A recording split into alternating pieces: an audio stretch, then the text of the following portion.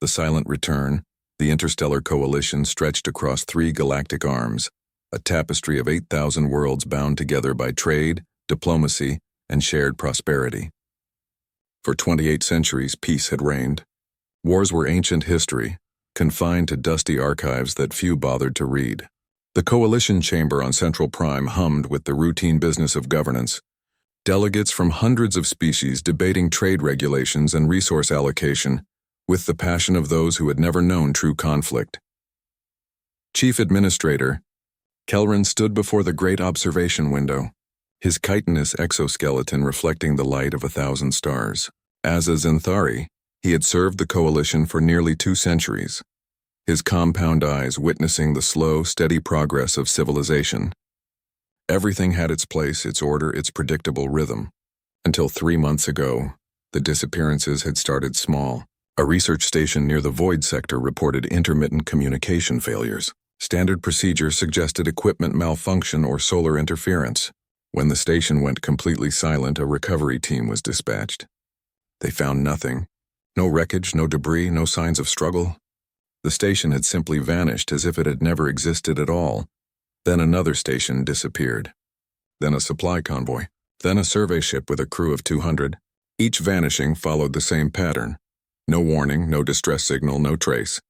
The Void sector, a region of space so named because of its sparse star systems and minimal traffic, had lived up to its name in the most unsettling way possible. Kelrin turned from the window as his assistant, a young Manthian named Syrinx, entered the chamber with urgent steps. Her pale blue skin had taken on a worried hue, her bioluminescent patterns flickering with anxiety. Administrator, we've received something unusual, Syrinx said, her voice barely above a whisper. Dr. Chen from the Historical Archives Division has requested an immediate audience. She says it concerns the disappearances. Kelrin's antennae twitched with interest. Dr. Amara Chen was a human, though that term had become almost meaningless over the millennia. Her ancestors had been part of the Great Diaspora, when dozens of species had scattered across the galaxy before the Coalition's formation. She specialized in extinct civilizations, spending her days cataloging the ruins of worlds long dead. What could she possibly know about current events? Send her in, Kelrin said. Dr. Chen entered moments later carrying a data tablet that seemed to tremble in her hands. She was young for a human, perhaps 60 standard years, with dark hair streaked with gray and eyes that held the weight of too much knowledge. She had been studying something that had clearly shaken her to the core. Administrator Kelrin, I apologize for the intrusion, but I've discovered something that cannot wait, she began, her words tumbling out rapidly. 3 weeks ago, I was analyzing old frequency bands, searching for archaeological data from pre-coalition civilizations. I found something that shouldn't exist. Encrypted signals, Administrator. Active, current, transmitting on frequencies that haven't been used in over 3,000 years. Kelrin's mandibles clicked together, a sign of confusion. What kind of signals? Dr. Chen activated her tablet, and a holographic display filled the space between them. Waveforms pulsed and shifted, forming patterns that seemed almost organic in their complexity. At first I thought they were echoes, some kind of cosmic background noise. But when I applied decryption protocols from my research, they resolved into this. The waveforms coalesced into a single image, a set of spatial coordinates, followed by a word in an ancient script that Kelrin did not recognize.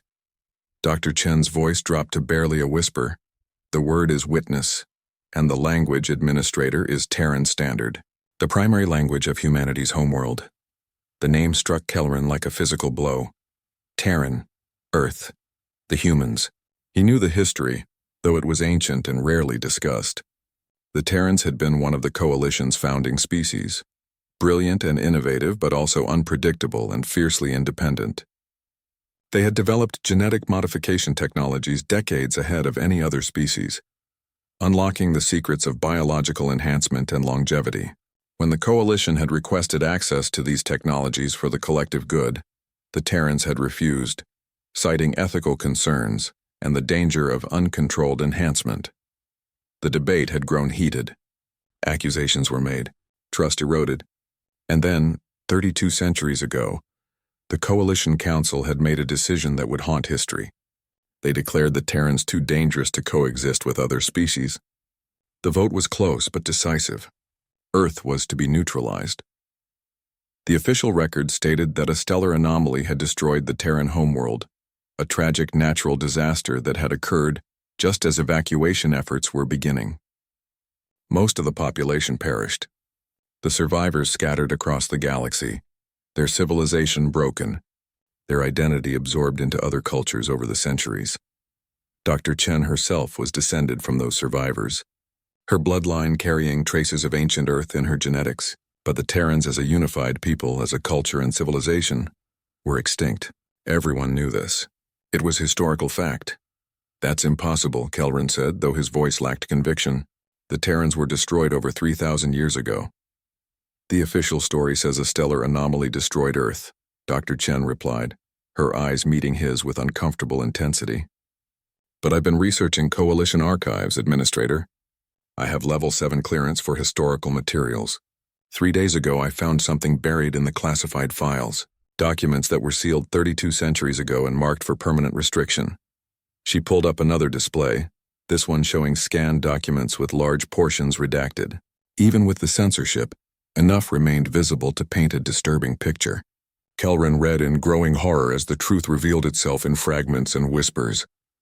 The stellar anomaly was not natural, Dr. Chen said quietly. It was a weapon, a gravimetric collapse device deployed by Coalition forces. They called it Operation Silence. Earth wasn't destroyed by chance, Administrator. It was murdered. And according to these documents, the Coalition knew that hundreds of Terran ships escaped before the weapon was deployed. Colony vessels, research ships, military craft. They fled into deep space, into regions beyond Coalition reach. The Council voted not to pursue them, deciding that scattered refugees posed no threat and would eventually die out in the void. The silence that followed was deafening. Kelrin felt his certainty crumbling, his understanding of history rewriting itself in real time. The Coalition he had served for 2 centuries was built on a foundation of genocide and lies. How many people know about this? He asked. Just me, as far as I can tell, Dr. Chen replied. The files were buried deep, marked with obsolete classification codes. I only found them because I was specifically looking for references to Terran technology.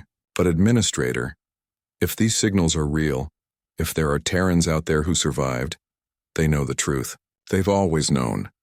Before Kelrin could respond, every screen in the chamber flickered and died. Emergency lighting activated, bathing the room in red. Sirix's voice came through his communication implant, panicked and sharp. Administrator, we have a situation.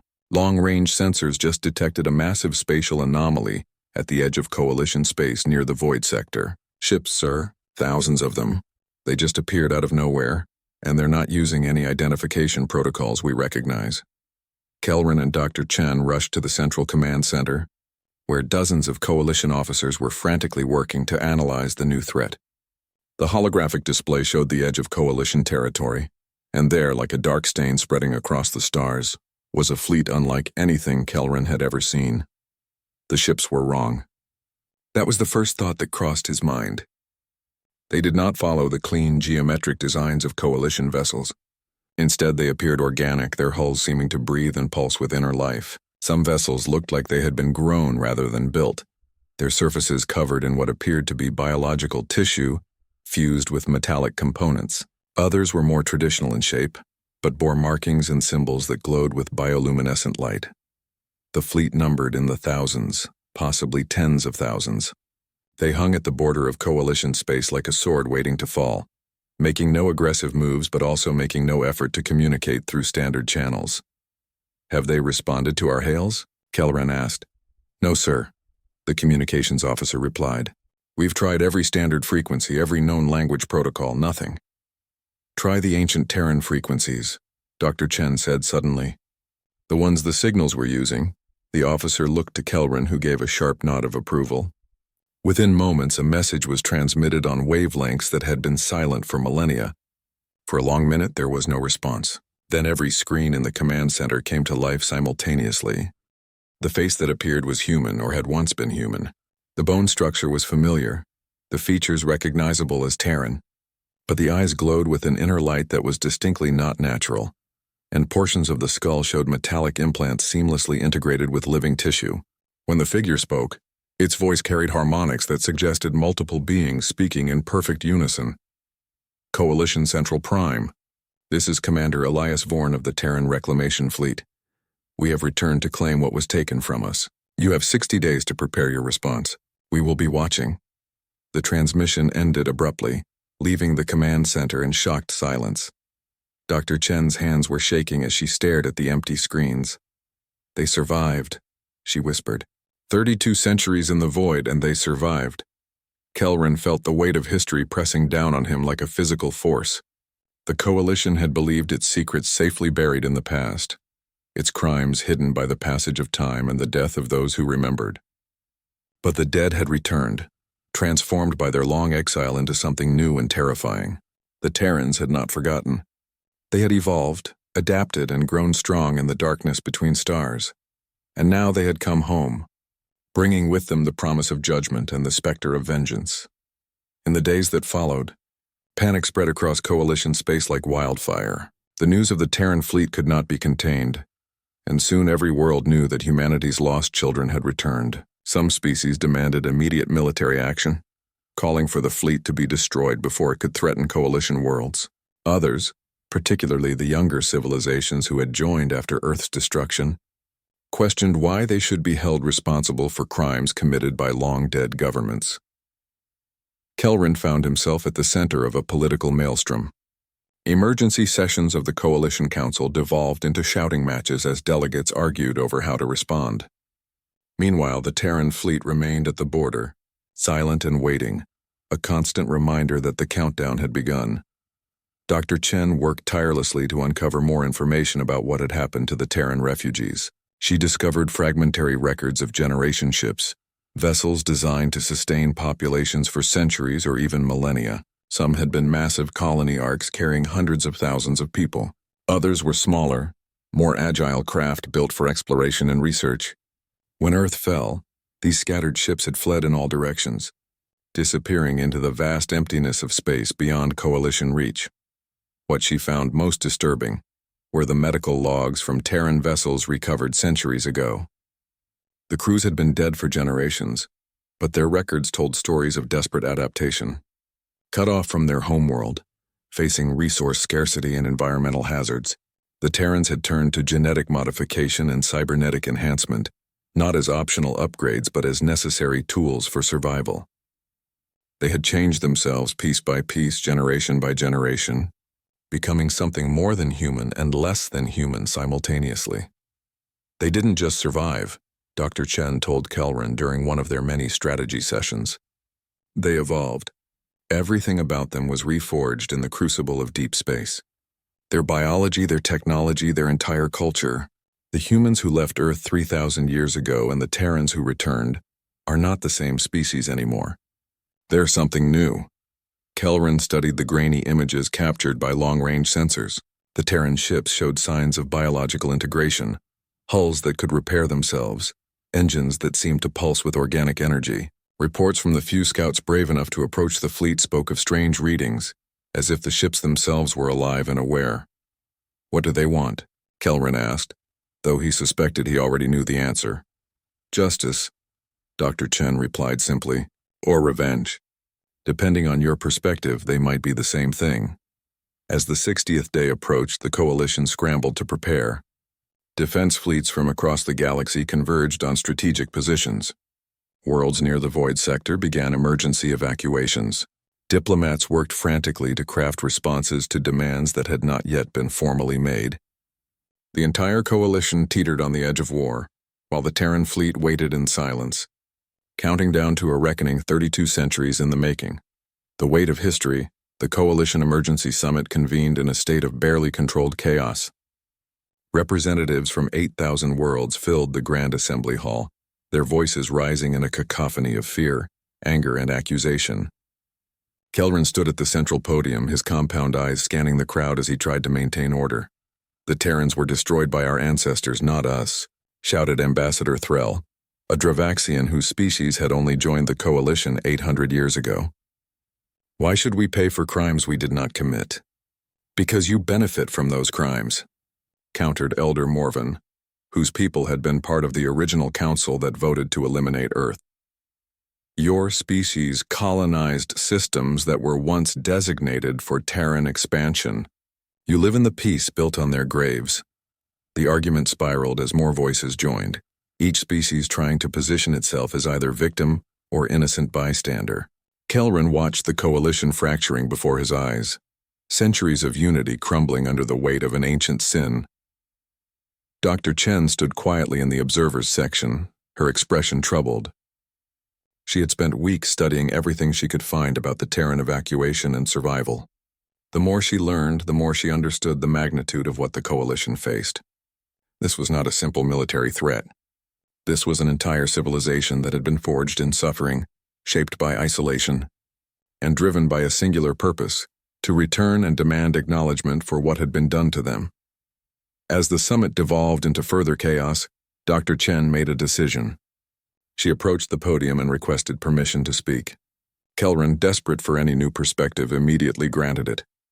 Members of the coalition, Dr. Chen began, her voice surprisingly steady given the hostile attention now focused on her.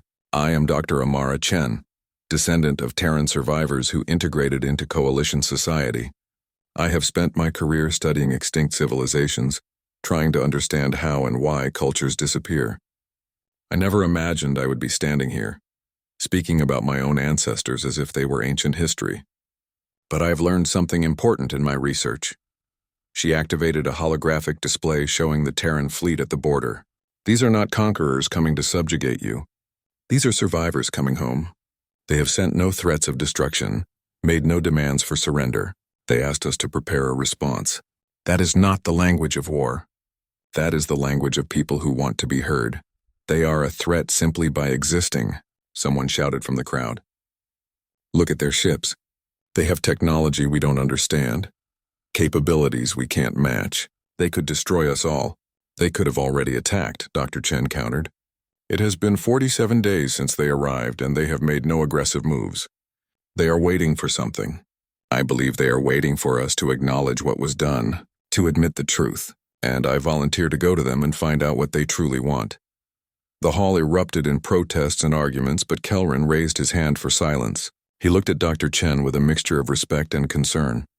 That could be suicide, he said quietly. We have no guarantee they won't simply take you hostage or worse.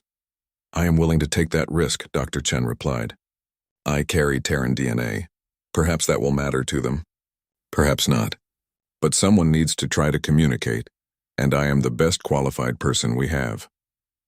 After heated debate, the Coalition Council granted Dr. Chen permission to attempt contact.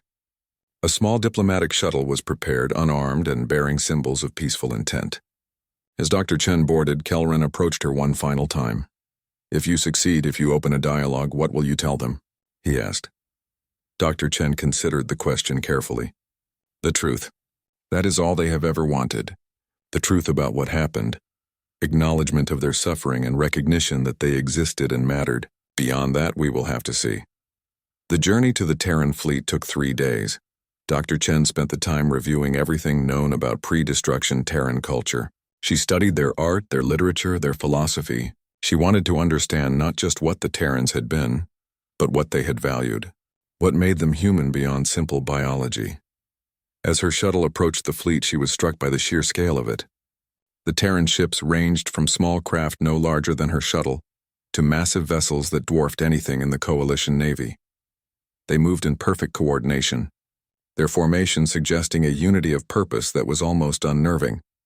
Her communication system activated without her touching it, and a voice spoke in ancient Terran standard, a language she had studied but never heard spoken aloud by a native speaker. Dr. Amara Chen, descendant of the survivors, you are granted permission to dock with the flagship Resurrection. Commander Vorn will meet you. The flagship was unlike anything Dr. Chen had imagined. The docking bay appeared to be alive, its walls pulsing with what looked like organic tissue, interwoven with metallic structures. The air had a strange quality, as if it carried trace elements of biological compounds. As she stepped out of her shuttle, she saw them. The Terrans were still recognizably human in basic form, but they had been transformed by their long exile. Some showed obvious cybernetic enhancements, with glowing implants visible beneath translucent skin. Others appeared more organic but moved with a fluidity that suggested genetic modification at a fundamental level. What struck her most was their eyes. Every Terran she saw had eyes that gleamed with an inner light, as if something more than simple biology animated them. A woman approached, her appearance less modified than others Dr. Chen had seen. She had dark skin and silver hair, and when she smiled, there was genuine warmth in the expression. Dr. Chen, I am Dr. Yuki Tanaka, Chief Scientist of the Reclamation Fleet. Welcome aboard.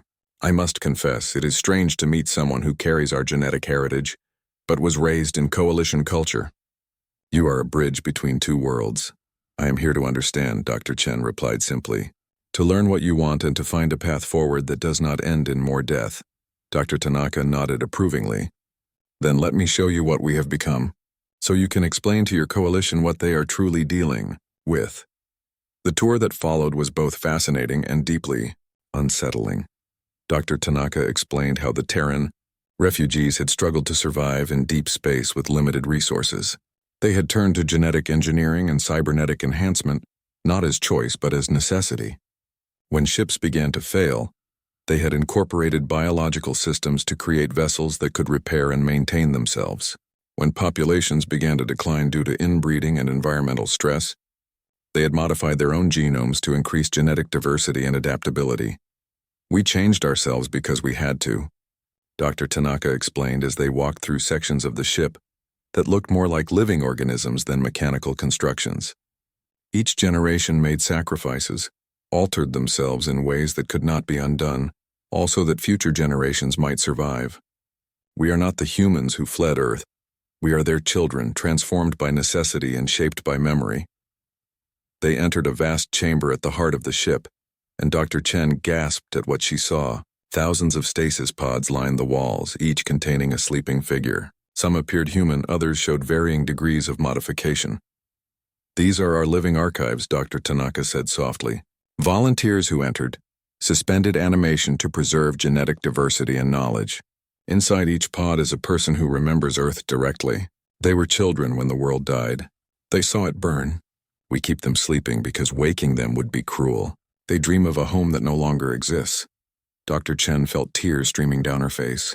The magnitude of what the Terrans had endured hit her with full force. This was not a story from ancient history. These were real people who had suffered real trauma, and that trauma had been passed down through over 100 generations. Finally, she was brought before Commander Elias Vorn. He stood in a command chamber that overlooked the fleet, his figure silhouetted against the stars. When he turned to face her, Dr. Chen saw that he was one of the more heavily modified Terrans. One side of his face showed organic features, still recognizably human. The other side was a seamless integration of biological and mechanical components. Glowing with soft blue light. Dr. Chen, he said, his voice carrying harmonics that suggested his vocal cords had been enhanced. You come seeking to understand what we want. Let me tell you a story. Vorn activated a holographic display showing a beautiful blue world. This was Earth, paradise we called it. Oceans and continents, forests and deserts teeming with life. My ancestors walked its surface, felt real sunlight on their skin, breathed air that was not recycled. They had homes, families, dreams. And then the coalition decided they were too dangerous to live. The image changed, showing ships fleeing from a world being torn apart by gravitational forces. My great-great-great-grandmother was 7 years old when she watched Earth die from the observation deck of a colony ship. She lived to be 215, kept alive by genetic modifications developed out of desperation.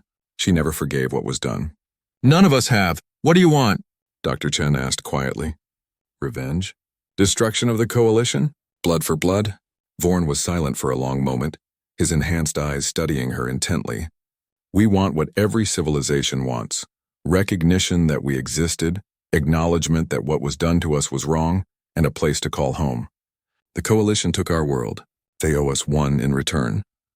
The coalition will agree to that, Dr. Chen said with hope rising in her chest. We can negotiate territories, provide resources for resettlement. We can make this right without war, can you? Vorn asked, his tone skeptical. I have been listening to your coalition debates, Dr. Chen. Your people are divided. Many want us destroyed before we become a threat. Others deny responsibility for what their ancestors did. There is no consensus, no unified will to make amends. So let me be clear about what we demand. He pulled up a star map showing the Coalition territory. One system near the edge of space began to glow red. Seraphis Prime, a garden world with 6 billion inhabitants. In 13 days, unless the Coalition meets our demands, we will sterilize that world. Not with weapons, but with the same gravitational technology that destroyed Earth. We will give the population time to evacuate, but the world itself will die. Then the Coalition will understand what was taken from us. Dr. Chen felt her blood run cold. You cannot be serious. That is genocide. No, Vorn said flatly. Genocide is what happened to Earth. This is justice. Eye for an eye, world for world. The Coalition took our home. We will take one of theirs. Perhaps then they will negotiate in good faith. There are children on Seraphis Prime, Dr. Chen said, her voice breaking. Innocent people who had nothing to do with what happened to Earth. There were children on Earth too, Vorn replied, his voice hard, but with a hint of pain beneath. Billions of them. They died screaming as their world was torn apart. Do you think their innocence protected them? Do you think the Coalition cared about the children when they deployed their weapon? Vorn turned away, looking out at the stars.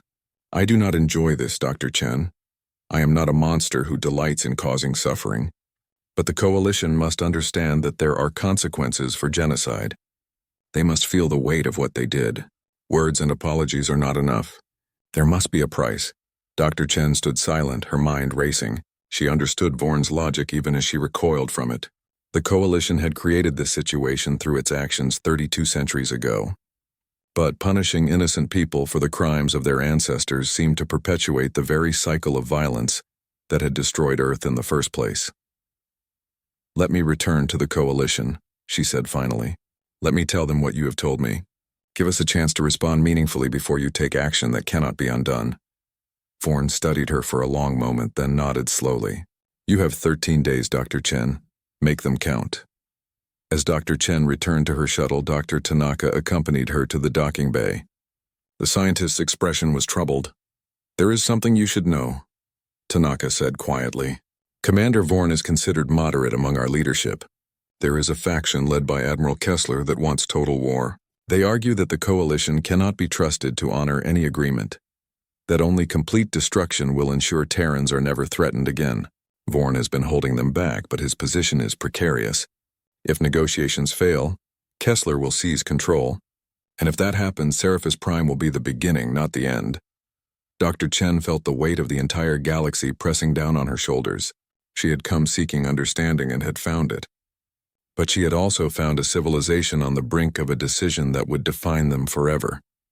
The Terrans could choose justice or revenge, reconciliation or annihilation, and the Coalition in turn would have to decide whether acknowledging past sins was worth the cost of admitting they had been wrong. The countdown continued. 13 days remained until the Terrans' patience ran out. 13 days to prevent a tragedy that would echo across centuries. 13 days to prove that cycles of violence could be broken, that the sins of the past did not have to doom the future. As Dr. Chen's shuttle left the Terran fleet and headed back toward Coalition space, she looked back at the massive vessels hanging in the darkness like sleeping giants. Inside them were millions of people who had been shaped by trauma, hardened by isolation, and driven by a need for acknowledgement that went deeper than simple revenge. She had to make the Coalition understand. Lives depended on it. Worlds depended on it. The very future of galactic civilization hung in the balance, suspended between the past's crimes and the future's fragile hope.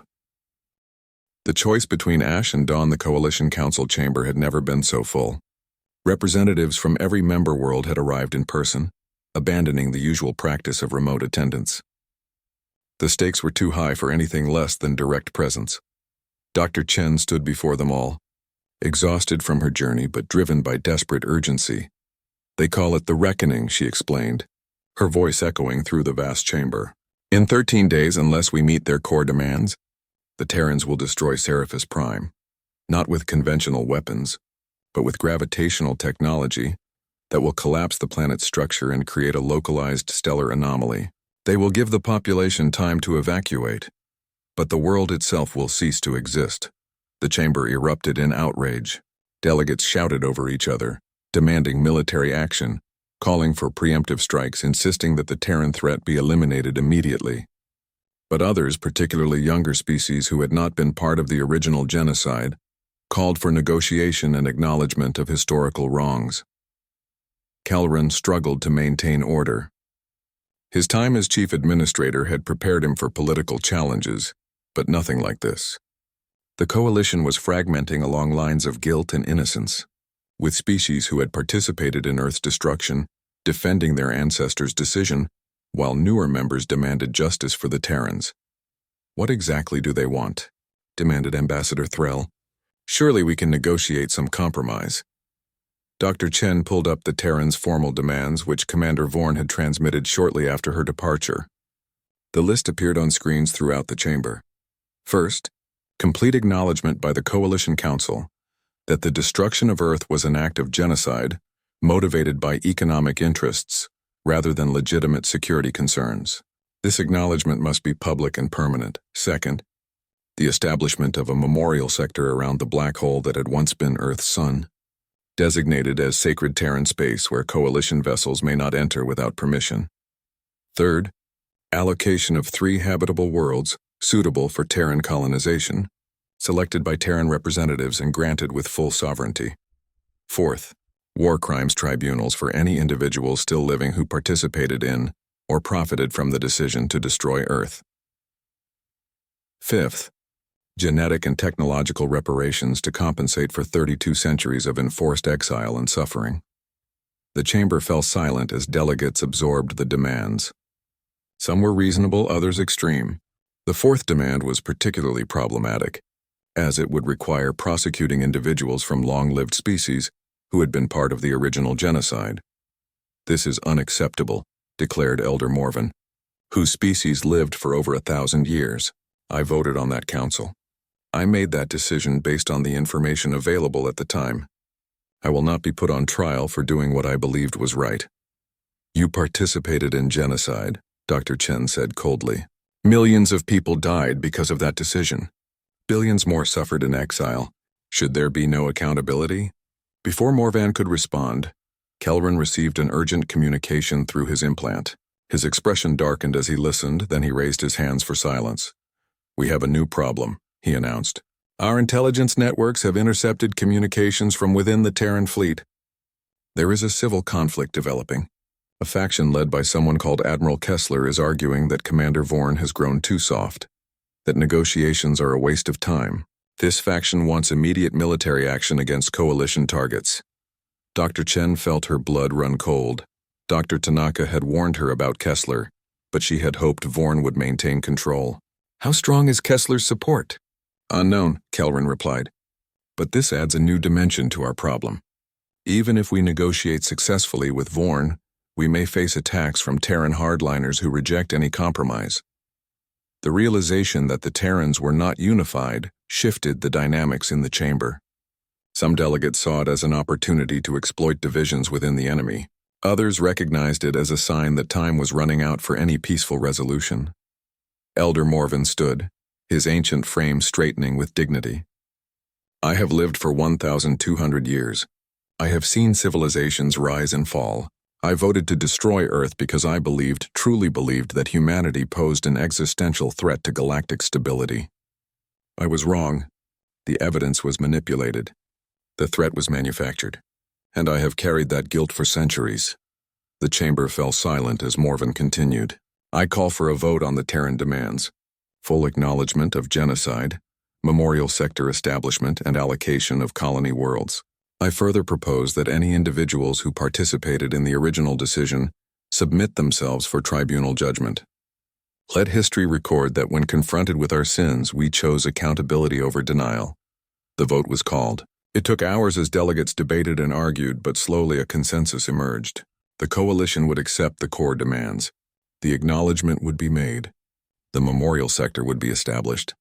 3 worlds would be allocated for Terran colonization. The tribunal question remained contentious, but eventually a compromise was reached.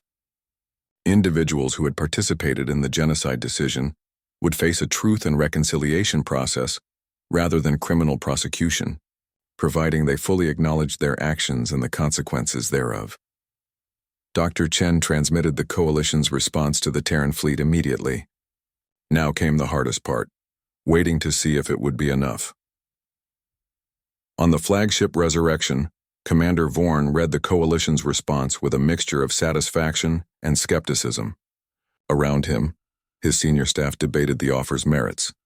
Dr. Tanaka supported accepting it as a foundation for genuine peace. General Stone, the military commander, worried it did not go far enough. And then there was Admiral Kessler. Kessler stormed into the command chamber, his heavily modified body radiating anger. Unlike Vorn's balanced integration of biological and mechanical components, Kessler had embraced technological enhancement to the point where he was more machine than man. His organic brain remained, but most of his body was armored synthetic tissue and quantum processors. "This is betrayal," Kessler snarled. "The Coalition offers words and trinkets while our people suffered for centuries. We should destroy Seraphis Prime as promised, then move on to the next world and the next until they truly understand what was taken from us." "They are acknowledging the genocide," Vorn said calmly. "They are offering reparations and territory. This is what we wanted." "What we wanted was justice," Kessler replied, "not the Coalition's carefully worded statements and conditional offers. They are buying us off, making us complicit in burying the truth. I will not allow it." Vorn stood, his enhanced physiology allowing him to match Kessler's imposing presence. "The fleet follows my orders, Admiral. We will accept the Coalition's offer and begin negotiations for a permanent settlement." "The fleet follows whoever shows strength," Kessler countered, "and you have shown weakness. I am invoking the right of challenge. Leadership will be decided by the assembled captains." The right of challenge was an old Terran tradition, adapted from the desperate days when leadership disputes on generation ships had to be resolved quickly and decisively. Any senior officer could call for a leadership vote among the fleet's captains. It was rarely used, but it was binding. Within hours, the fleet's 200 captains assembled virtually through quantum communication networks. Vorn and Kessler each made their case. Vorn argued for accepting the Coalition's offer as a foundation for peace and eventual integration. Kessler demanded total war until the Coalition was broken and Terrans ruled the galaxy. The vote was devastating. 112 captains sided with Kessler. Only 88 supported Vorn. The hardliners had won. Kessler wasted no time asserting control. He immediately ordered the fleet to break into two groups. Those loyal to him would proceed with the attack on Seraphis Prime as planned. Those who refused would be allowed to leave but would never be welcomed back among true Terrans. Vorn faced an impossible choice. He could stay and fight his own people, potentially triggering a civil war that would destroy everything the Terrans had built. Or he could leave, taking his supporters and abandoning the hardliners to their path of revenge. Dr. Tanaka found him in his quarters, staring at an ancient photograph of Earth. "What will you do?" she asked quietly. "Stop them," Vorn said simply, "even if it means fighting my own fleet. We came here to demand justice, not to become the monsters that destroyed our world." Kessler has lost sight of that. The Terran fleet split. 112 ships, the largest and most heavily armed, formed Kessler's armada and set course for Seraphis Prime. 88 ships, smaller but faster, formed Vorn's resistance fleet. And between them hung the fate of billions. The Coalition detected the split immediately. Kelrin ordered the defense fleet to Seraphis Prime, but long-range scans showed that Kessler's armada would arrive first. The evacuation of the planet accelerated into desperate chaos. Seraphis Prime was a garden world, lush and beautiful, home to 6 billion beings across multiple species. When the warning came that the planet might be destroyed, panic erupted. Every ship capable of carrying passengers was pressed into service, but the mathematics were brutal. Even with maximum effort, only half the population could be evacuated before Kessler's fleet arrived. In the capital city of Seraphis Prime, a young Seraphian named Kellen held her child and watched the skies. She had not been selected for evacuation. Her name was too far down the lottery list.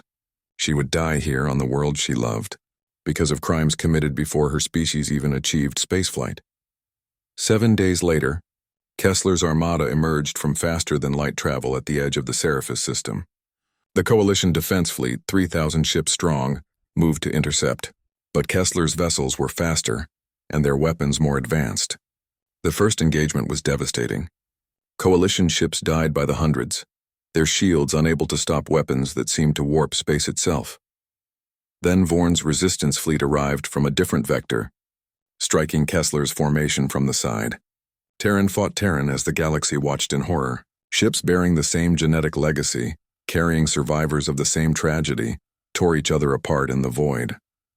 On the surface of Seraphis Prime, Dr. Chen had refused evacuation. She stood in the capital city's central plaza, broadcasting to both fleets and all coalition worlds. Her message was simple but powerful.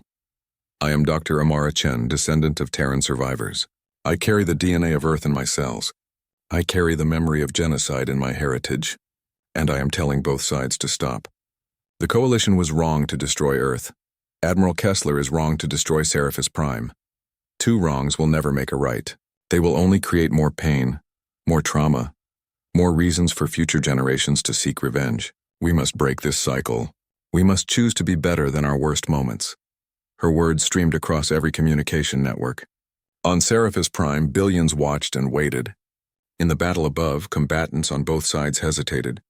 And in his command chamber, Kessler felt something he had not experienced in decades: doubt. The gravitational weapon was ready. One command from Kessler would trigger it, and Seraphis Prime would die just as Earth had died. The hardliners in his fleet expected him to give that order, but as he looked at the planet below, seeing billions of lives hanging in the balance, he thought about Dr. Chen's words. Kessler had been born on a generation ship 300 years after Earth's destruction. He had never seen the homeworld, never felt real sunlight, never breathed natural air. His entire existence had been shaped by the trauma passed down through generations, by the stories of what was lost and what was owed. Revenge had been his purpose for so long that he no longer knew who he would be without it. Commander Vorn's ship broke through the battle lines and positioned itself between Kessler's vessel and the planet. A communication request came through. Against his better judgment, Kessler accepted it. Admiral, Vorn said, his image appearing on Kessler's screen. I know what drives you. I feel it too. The anger, the need to make them pay. But look at that world. Really look at it. 6 billion people who have done nothing wrong except exist. If we kill them, we become exactly what the Coalition feared. We prove them right. They killed billions of us, Kessler replied, his voice hollow. Why should they get mercy? Because mercy is the only thing that separates us from them, Vorn answered. Because somewhere in all our modifications and enhancements we are still human, and humans at their best are capable of choosing compassion over cruelty. Earth's last message to the evacuation ships was not seek revenge. It was survive, remember, live well. We have survived. We have remembered. Now we must prove we can live well. Kessler closed his eyes. In his enhanced mind, he could access memories passed down through his genetic line, fragments of Earth stored in his DNA. He saw blue oceans and green forests. He saw children playing in parks. He saw lovers walking hand in hand under yellow sunshine. Earth had been more than just a world. It had been a place where life flourished in all its complexity. If he destroyed Seraphis Prime, he would be destroying that same flourishing life. He would be killing the very thing Earth had represented. The weapon powered down. Kessler's voice came through on all channels, addressing his entire fleet. Stand down. The attack is cancelled. Commander Vorn was right. We are better than this. The battle ceased. Ships on both sides held their positions. Weapons still charged but no longer firing. On Seraphis Prime, 6 billion beings who had been preparing to die began to weep with relief. The Coalition negotiated with both Terran factions separately. In the end, all 112 captains from Kessler's fleet agreed to a modified version of the original demands. The Coalition would acknowledge the genocide publicly and permanently. The memorial sector would be established. 3 worlds would be granted for colonization, with a 4th option for those who wished to settle near the ruins of their ancient homeworld. Most significantly, the tribunal process would include representatives from both Terran factions, ensuring that accountability would be genuine rather than performative. Elder Morven and others who had participated in the genocide would testify publicly about their actions and motivations, creating a historical record that could never be erased or rewritten. 6 months after the crisis, the first Terran colonists landed on New Terra, a lush world remarkably similar to descriptions of ancient Earth. Children born in the void felt solid ground beneath their feet for the first time. Seeds preserved for 32 centuries were planted in fertile soil. Water flowed in rivers and collected in seas. Dr. Chen accepted the position of chief ambassador to the Terran settlements.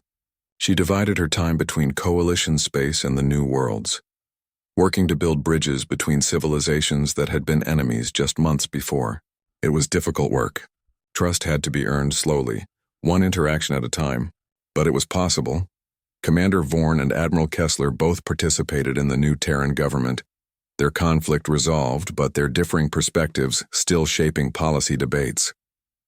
They had learned that unity did not require uniformity, that a civilization could hold multiple truths simultaneously: grief for what was lost, gratitude for what was gained, and determination to build something better than what came before.